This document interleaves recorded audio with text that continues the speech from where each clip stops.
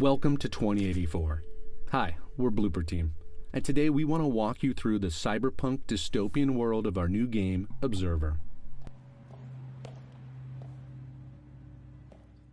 If you played our first game, Layers of Fear, you know that we make a different kind of horror. Something a bit more cerebral, emotional, and psychological. We like to call it hidden horror. I went to KPD if that's what you're asking. Seriously? We haven't had a cop around these parts in... We think of hidden horror as a subgenre. There are a million different types of action games out there, but you don't see that kind of diversity in horror games.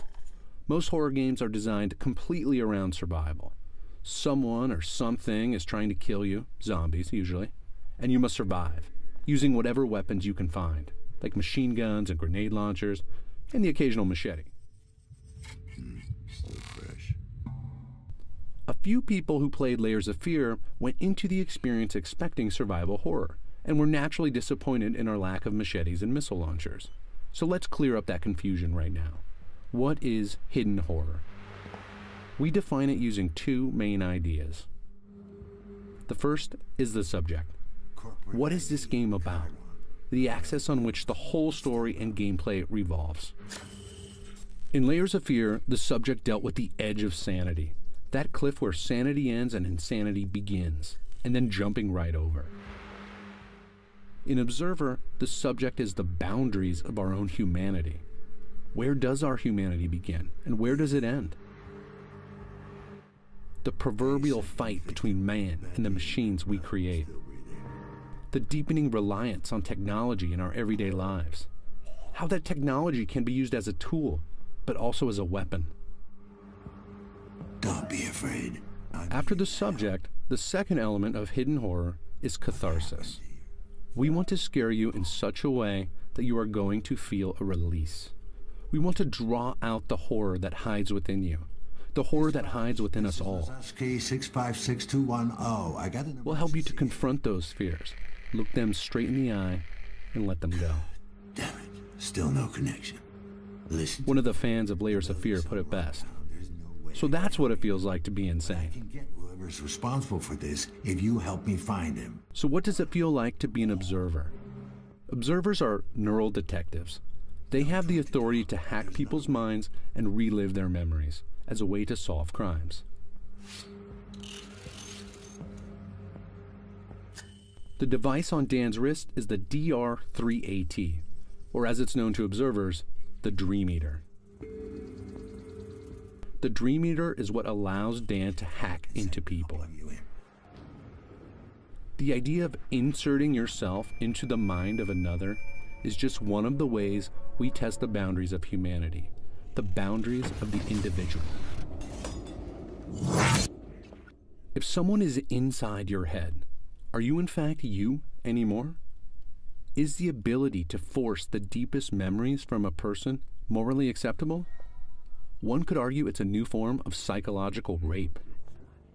That's certainly how the Class C citizens of Krakow feel here in the year 2084. They are scared to death of observers and refer to them as leeches. If you read the tech headlines of today, this frightening future doesn't feel that far off. We already overshare on social media. We are also beginning to augment ourselves with implants like RFID chips and prosthetics.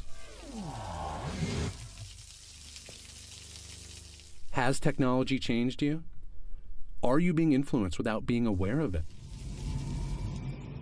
These are the type of questions we want you to ask yourself as you play Observer. One of the reasons people enjoy horror, enjoy nightmarish monsters scaring the daylights out of us in movie theaters around the world, is that it relieves tension. That's what catharsis is, emotional release. But in games, you make the choices. You decide what happens. That's much more powerful than simply watching a movie on a screen. You experience and interact with the horror yourself. Because of this, you are constantly asking yourself as you play, why am I afraid?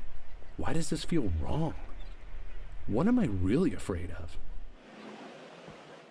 In this dystopian future, if you really stop and think about these questions, you'll experience what we like to call Catharsis 2.0. This is a release from fears you didn't even know you had. That's some next level catharsis right there.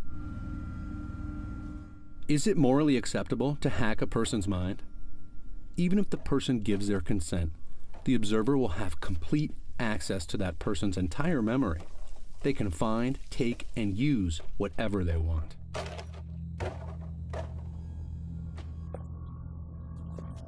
These memories are a private part of this man's life. Detective Lazarski is just plowing right through it. Dan is driven to go as deep as he possibly can to find the truth. In this man's mind, we will learn that he's an ex-con, a recovering drug addict.